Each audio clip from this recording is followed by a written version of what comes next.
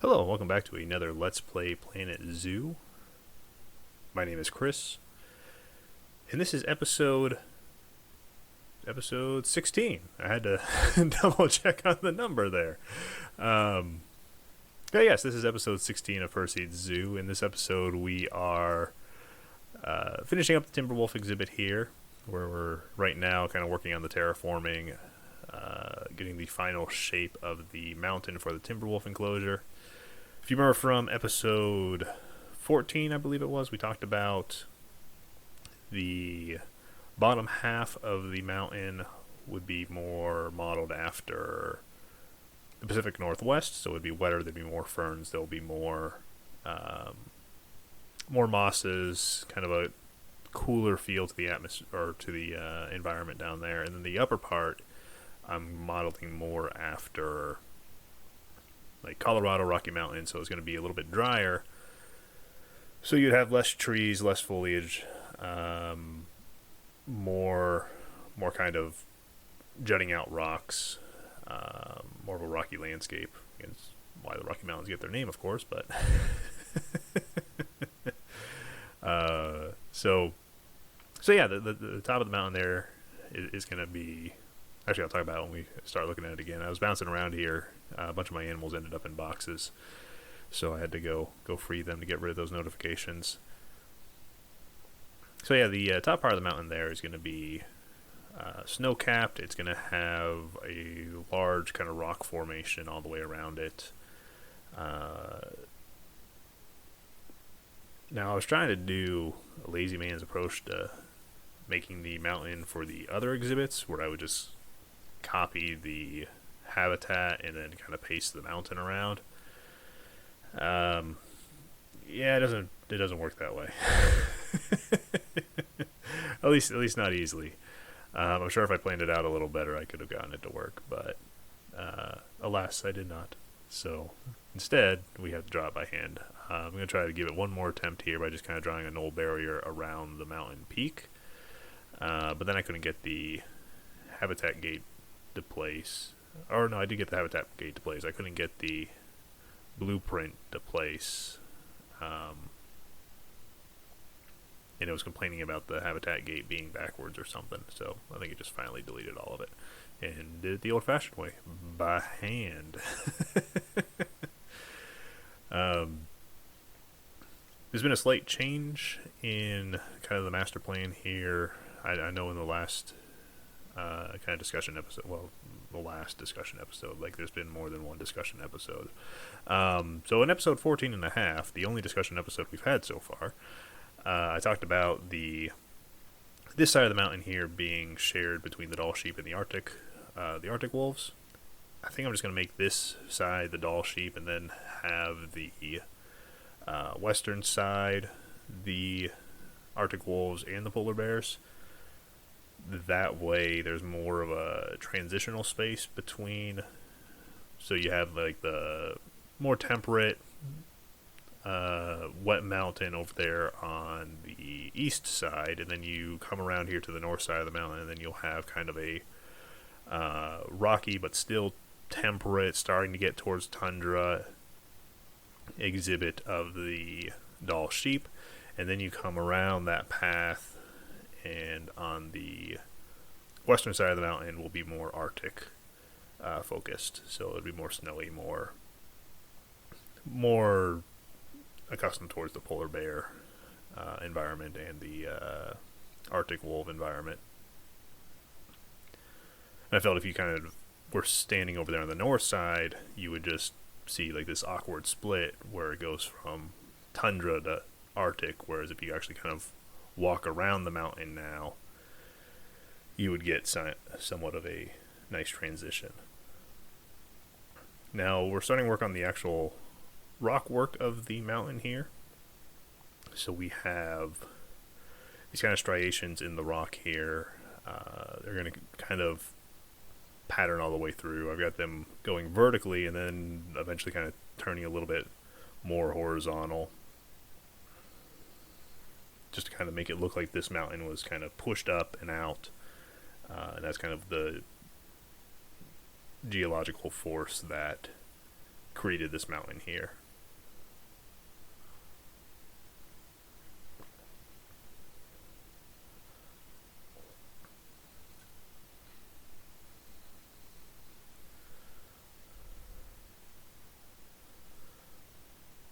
So yeah, just kind of using the thinner rocks here to try to create those striations in there. Just kind of copying and pasting, moving them around, intersecting them, putting some of these cladding pieces in between to kind of hide the pattern a little bit, so it doesn't just look like I'm grabbing the same, I think, like 3 or 4 rocks.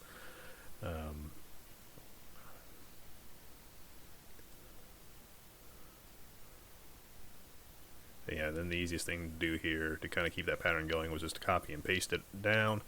Now, for the divider between the Dall Sheep exhibit and the Timberwolf exhibit, I'm kind of imagining that there was like a rock slide, you know, kind of falling off this mountain, so there's going to be kind of a natural looking barrier rather than just like a concrete wall or an electric fence going between the 2 exhibits.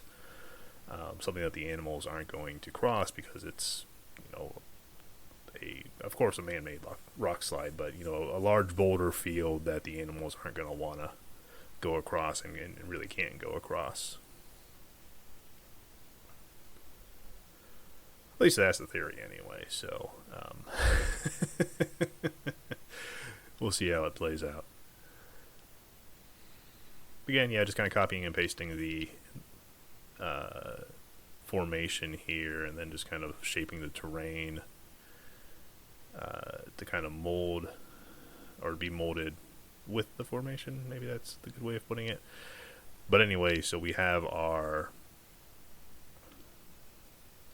formation here. Rock work gets a little tedious. It's definitely something you can spend, you know, hours and hours and hours on, and make it seem like you've accomplished almost nothing. So I'm putting, yes, speech is hard. Anyway, so I'm putting all these kind of snow pieces, these snow rocks, in between our rock formation here to kind of give it the illusion that you know, there's been snowfall here, that it's kind of later in the season, you know, maybe a little bit towards the summer months, and the snow's melted for the most part, but in the shadowy nooks and crannies there's still snow. It also adds kind of a really nice texture to the mountain, and you're able to kind of see a little bit more the striation in the rocks.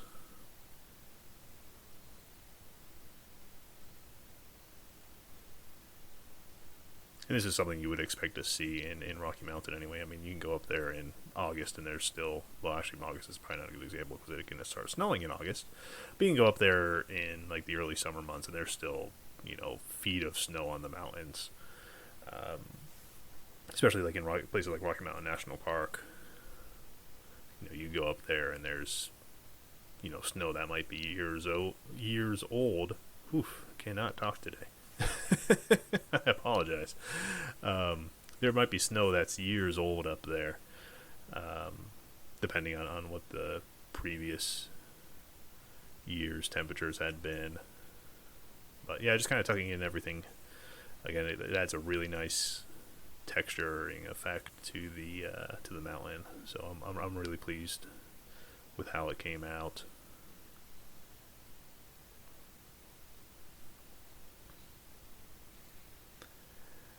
And again, just kind of copying and pasting things here so that we can preserve that striation pattern without spending too much time on it.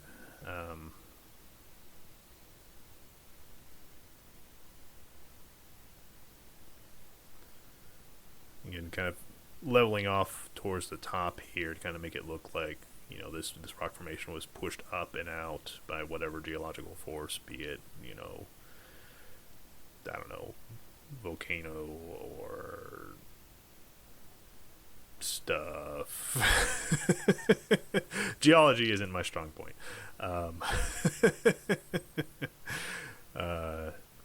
But yeah, you know, the geological process that pushes up rocks, that one, that's what we're recreating here. Yes,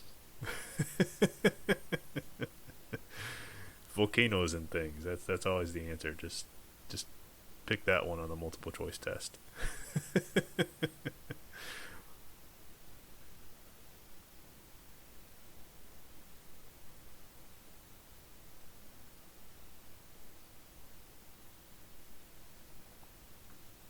And just kind of adding the snowfall here to give it the effect like um, that there. This place gets heavy snow in the winters, but um, kind of I don't know. It stays cold enough up there, and that if you have snow in the shadows, it'll stay almost all year long. That sort of thing. So again, kind of starting work on where the landslide would be. So this would be the part of the landslide that would be in the Timberwolf exhibit. So just kind of creating a natural looking barrier, a bunch of down trees, a bunch of loose rocks, large big rocks that would have slid down this mountain to kind of block the Timberwolves from wanting to go into the Dall Sheep exhibit. I really hope I'm pronouncing that right. Dall Sheep. I should probably look it up. I mean, that's what it seems like. I mean, it's Dall, so it'd be like ball, but with a D, so Dall is what I would guess, right? Yeah. It's probably a French word, and it's pronounced like Dalle. The Dall Sheep.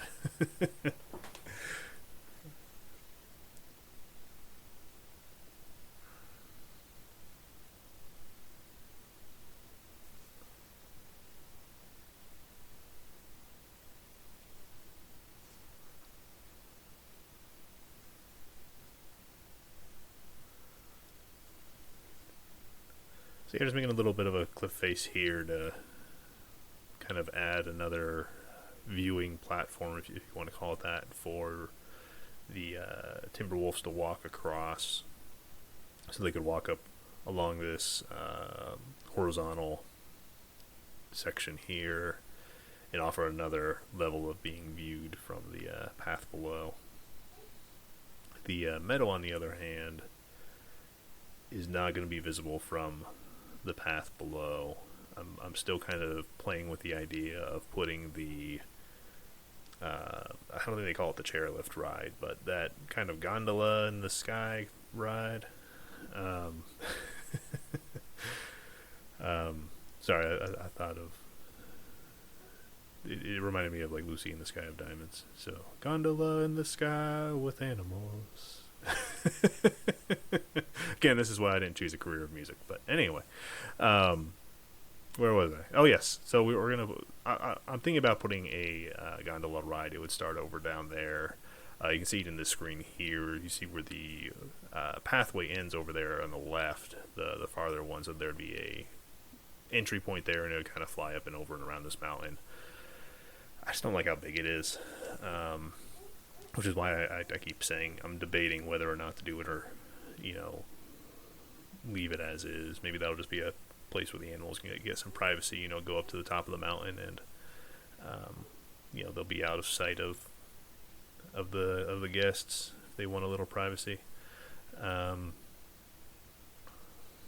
at the same time, I think it would be a cool viewing experience. You go up and over this mountain. I don't know. I need to play with that. Again, I don't like how big it is. I wish they had the actual. Maybe they do. I haven't looked at the rides actually a whole lot, but I don't think they have the actual chairlift ride that they had in Planet Coaster. I know when they had it in Planet Coaster, they had a whole ton of issues with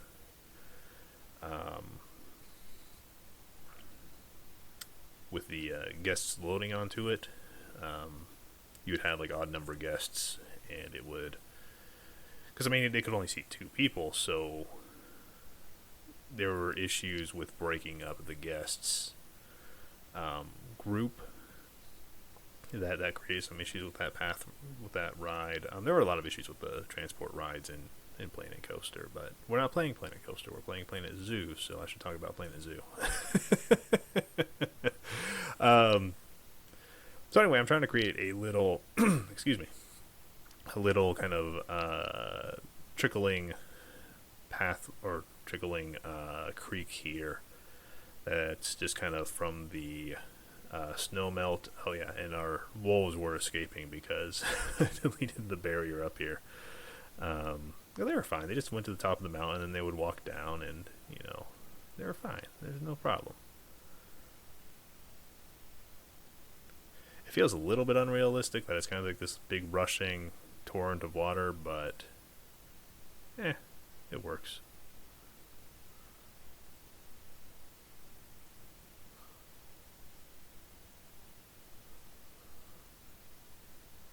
It's coming off a mountain. It's going to have some, speed behind it, right? Yeah. Momentum. Something physics.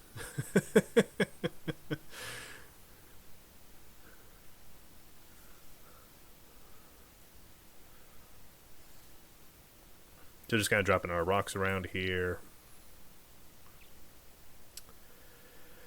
Again, this is going to be kind of more meadow-like up on the top here. Actually, I don't know if I mentioned if it was going to be more meadow-like, so I don't know if I can say again it's going to be more meadow-like. But anyway, this is going to be more meadow-like. Again. Why do I keep saying again? I seem to like that word now. So this will be more like what you would expect to see in the higher elevations. Like if you go to Rocky Mountain National Park and you drive up to the top of the mountain, you don't get a whole lot of trees. You get kind of more of this kind of meadowy grasslands with these kind of smaller flowers tucked in here and there. So this is kind of be like the middle area between like the really high elevations of Rocky Mountain National Park that would just get absolutely covered in snow, versus the lower elevations that's more kind of woodland forest. But it's a mix between artistic license.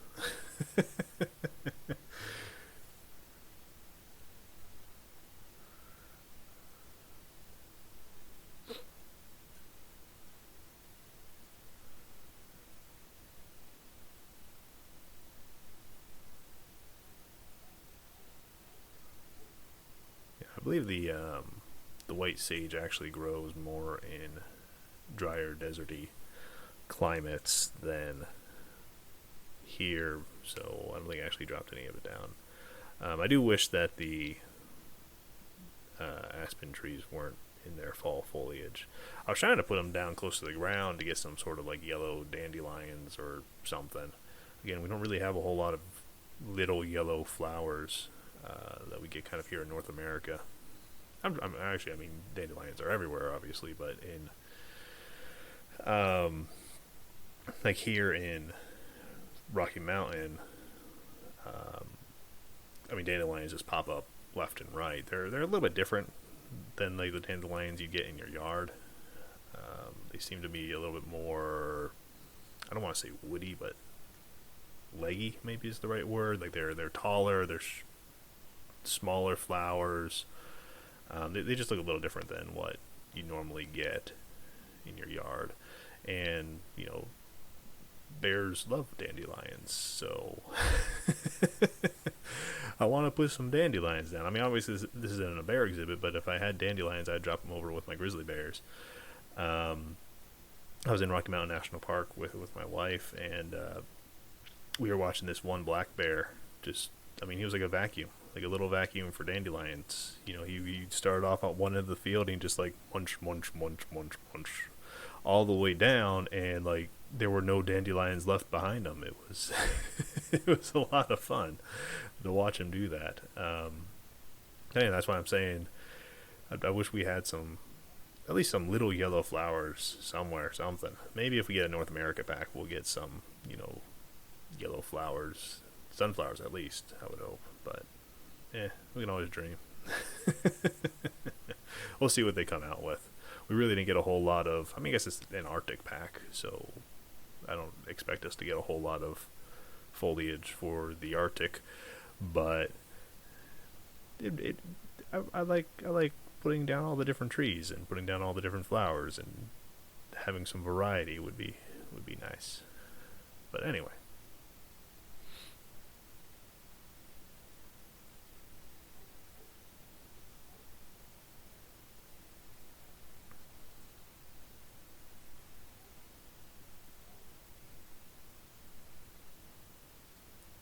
just going to stare at the screen here for a little while.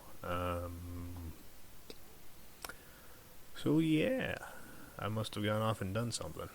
There we go. We're back. We're back here working on the mountain now. Yeah, we're just putting in more details here for the snow effects, more details for the mountain.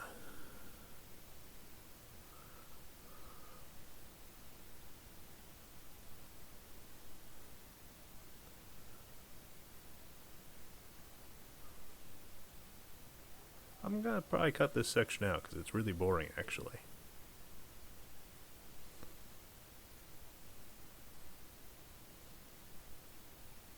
So now we're starting work on the back side of the Timberwolf exhibit. We're going to again try to create a natural barrier, similar to what we did for the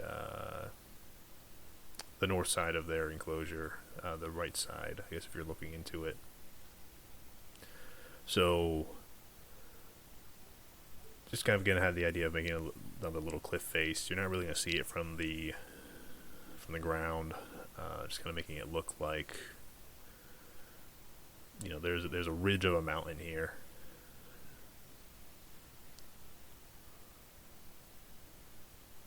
Again, trying to sell it as best I can with the striations in the rocks.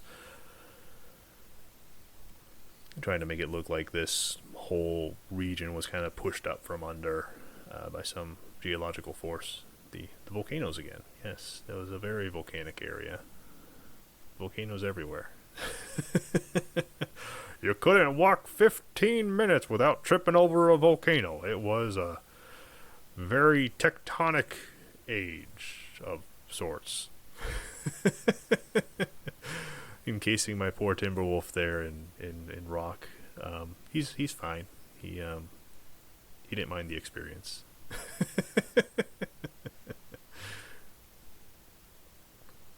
But yeah, just a natural barrier back here that'll, again, separate the Timberwolves from the polar bears and Arctic wolves down there. So we don't have to worry about them, I don't know, going all, jets and sharks at each other, snapping their fingers, doing the slow walk down the road.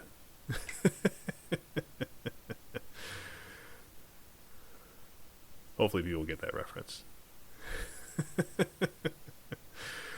If not, it shows my age. It's West Side Story, so if you haven't seen it, and you like musicals just a little bit, or even if you don't like musicals, go see it. It's a fun one. So.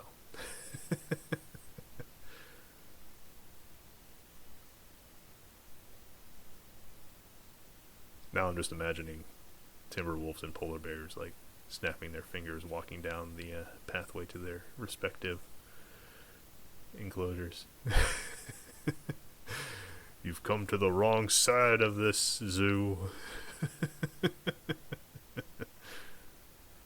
Oh, hey, we're on the west side of the zoo anyway. Look, that could totally happen. We're going to have snapping polar bears and snapping timber wolves going at it. That's going to be a thing. We'll sell tickets, make millions.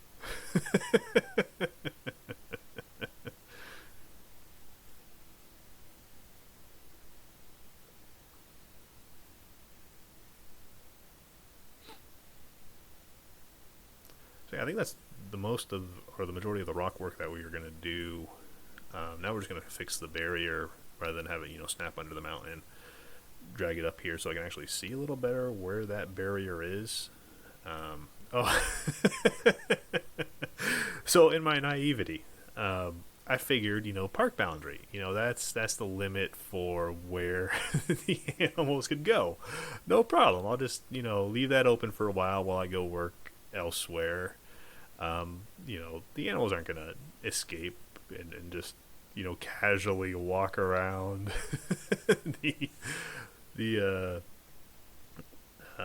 the park boundary and outside the habitat gate to escape. But no, they totally did. So yeah, quickly just threw down the concrete barrier there. I actually leave it there. It doesn't look too bad. Again, using that allegedly Disney's version of Go Away Green. At least that's what the internet says. So you don't really notice it down from the path, and it looks a little realistic too. I guess actually we weren't done with the rock work. I forgot we threw in a couple little cliffs here and there just to kind of add some more detail to the left side of the exhibit here, the southern side that we hadn't really touched, and we just kind of did a giant terraform ramp. So just kind of adding a little bit of rock work to make the kind of cattle trail paths that I had marked out earlier a little more reasonable, or not really reasonable, more, what's the word I'm looking for? Understandable? I don't know. Reason for being there. So rather than just, I felt like drawing a path there, so that's where it is. Like there's actually a cliff there, and that gives the reason, or a reason for the animal to want to walk that direction versus, I don't know, another direction.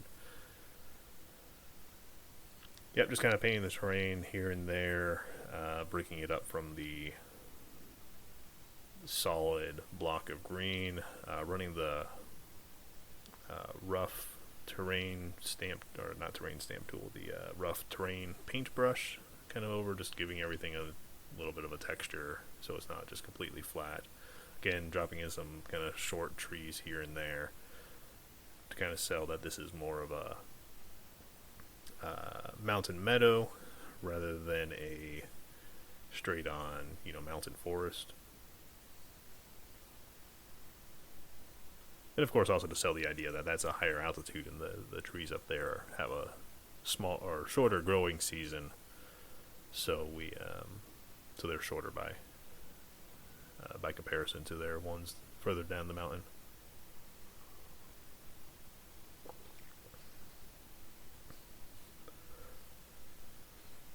Yeah, like I said, just kind of adding some cliff faces here, again, to give more meaning to why the animal would choose that path that I drew rather than another path. Then adding a little bit of extra kind of erosion in front of these rock faces. The water would not be able to be absorbed by the rock, obviously, so it would kind of run off, and you'd get a little bit of a, during rainy times, a little bit of a waterfall. Probably not even one that you would see. It'd probably hug the rock so much. But anyway, the water would be coming down off that rock face and would eat out the soil under it. Again, because it's got nowhere else to go, so it's just going to kind of keep moving. So you'd end up with these little depressions in front of the rock face.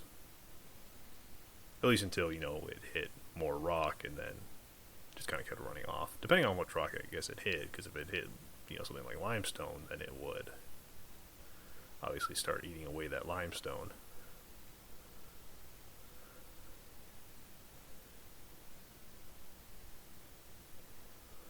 Just adding a whole bunch of ground cover up here to, again, sell the illusion that that this is a meadow. And I figure since timber wolves are frequenting this meadow, there's not going to be a whole lot of grazing animals, so it would allow more of this lower, leafy plants to grow, and you wouldn't get, the caribou or the Dall sheep, or I guess I don't think Dall sheep specifically don't go there. We have other kinds of sheep in Rocky Mountain, but yeah, so you wouldn't have a whole lot of prey up here because they'd be like, oh, timber wolves live there, let's not go that way.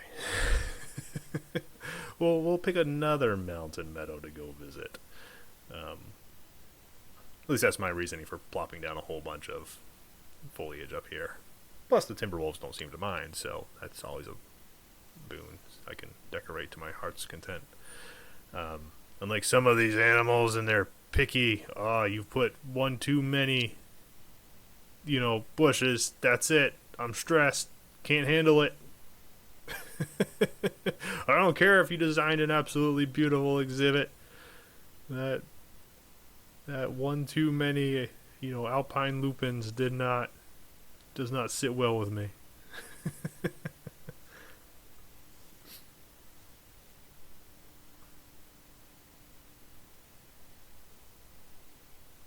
So just throwing down a couple enrichment items here.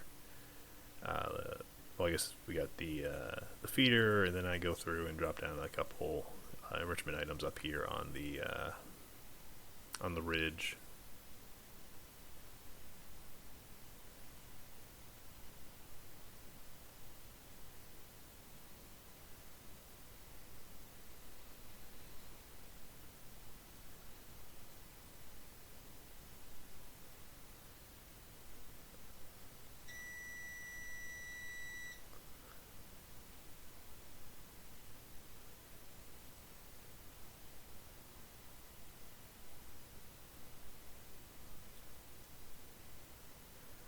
Yep, now just doing the finishing touches here. So we've got our timber wolf den. We're just going to kind of turn into a little bit of a cave structure here. Just putting the rock cladding down, because again, this is the backside of the zoo. No one's really going to see it. Also kind of giving it the idea that this is kind of molded rock. That's really just kind of shaped concrete or textured concrete that they put down to make this exhibit. So like, I kind of envision, this would kind of be like Disney World style rocks. If you've ever been to Expedition Everest is probably a good example. You got this great big mountain out there, but it's really just all rebar and, I don't think it's concrete, but it's probably something fancier and different, but you know what I mean. Like these are all just molded rocks and not obviously a giant rock formation that they built and stacked and balanced. This is just a large, scenery piece, created by the company that makes these things. I don't know what you'd call them, amusement park builders.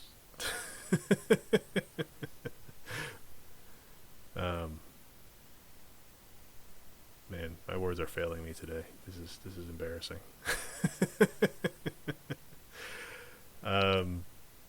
So yeah, just kind of starting on the last finishing touches here now on this side that's outside of the Timberwolf exhibit over there. I'm eventually going to be building a rock garden, so that'll have a more finished look to it later on. But just for now, threw a couple rocks down there just to get a little bit of a look and feel that I wanted.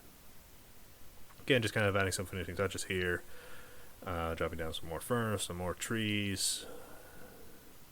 Just kind of the last little bits of detail here before we call it good. Some more little pathways.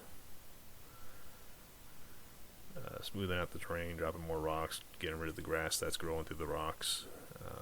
Adding some little bit of grass here and there, especially in these lower parts, to make it look like there's more moss growing. Adding another little cliff face here, again, to make it look like there's a reason that the animals are going down this one path, as opposed to just, using the whole, the entirety of this hill here.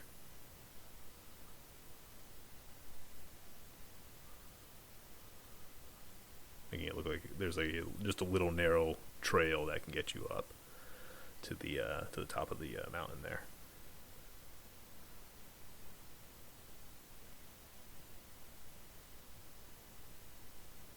So yeah, that's it. Play some cinematics here, and I'll catch you guys on the next one. Thanks for watching.